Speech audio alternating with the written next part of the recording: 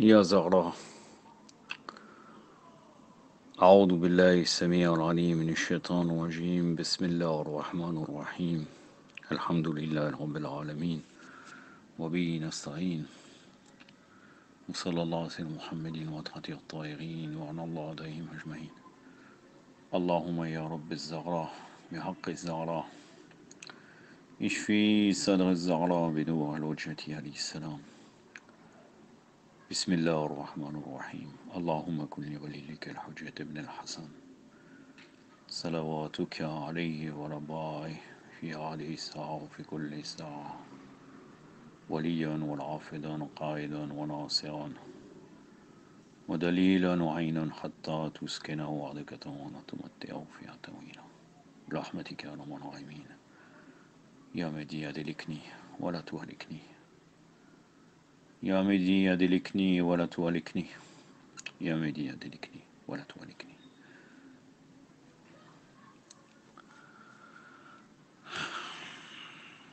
Le Coran, source de jurisprudence, quatrième partie.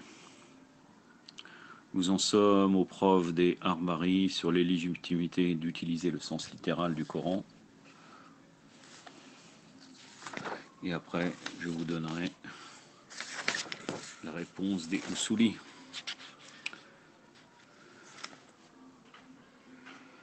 Les principales preuves qu'ils utilisent, les Arbari, pour montrer et prouver cette illégitimité sont les suivantes. Aujourd'hui, je vais examiner seulement la première preuve. La première preuve qui est la prohibition par la Sunna d'utiliser le sens littéral du Coran.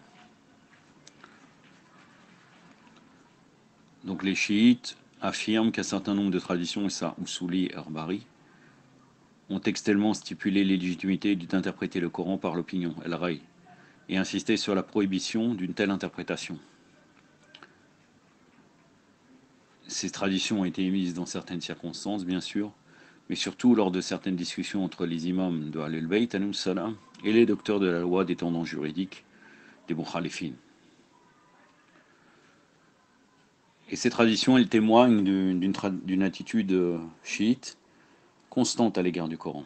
Par exemple, on a une tradition émise par le prophète sallallahu alayhi wa sallam qui dit « Celui qui parle au sujet du Coran sans en avoir la connaissance sera muselé au jour de la résurrection avec du feu. » Mohammed ibn Ibawayh al-Qummi et al-Amali, la page 15.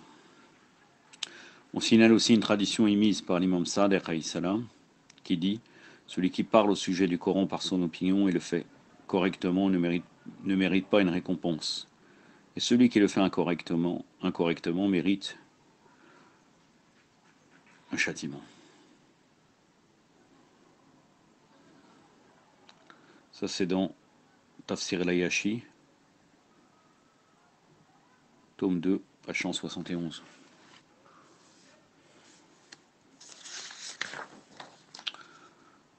Donc, les traditionalistes, les harbaristes, donc ils s'appuient sur des hadiths de ce genre, pour considérer l'utilisation du sens littéral du Coran comme illégitime. Car à leurs yeux, une telle utilisation fait partie de l'interprétation par l'opinion, fréquemment et formellement prohibée par la Sunna. Ça c'est dans Murtad al-Ansari, Fara'id al-Usul, les choses uniques des fondements. C'est en l'état de manuscrit, page 70, Iran. Que répondent les Usuli, les fondamentalistes?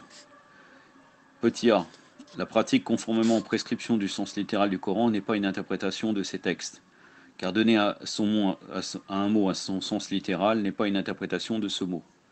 L'interprétation est justement la mise en évidence de ce qui est vague, et il n'est pas vague le mot de nos sens s'y dégage et se présente à l'esprit.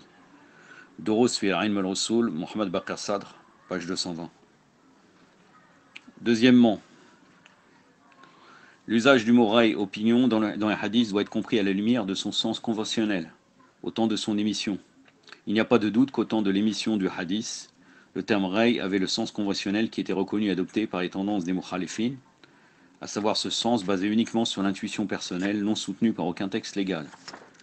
C'est précisément cette opinion qui était fréquemment prohibée, interdite par les imams qu'il a considéré comme provenant de l'estimation, Dan.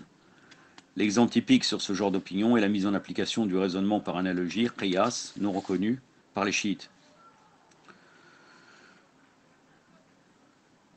Il est clair donc que la compréhension et l'interprétation des textes du Coran à partir de leur sens habituel, reconnus par les gens de raison, conformément aux règles et aux principes légaux qui régissent l'activité interprétative, mais aussi la connaissance des pratiques des imams et leur instruction à cet égard, ne peuvent nullement être considérés comme une pratique de l'opinion basée sur la seule intuition personnelle.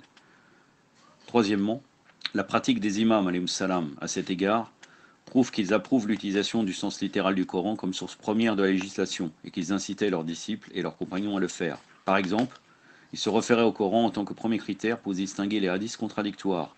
Ils retenaient les hadiths conformes au Coran et rejetaient les autres.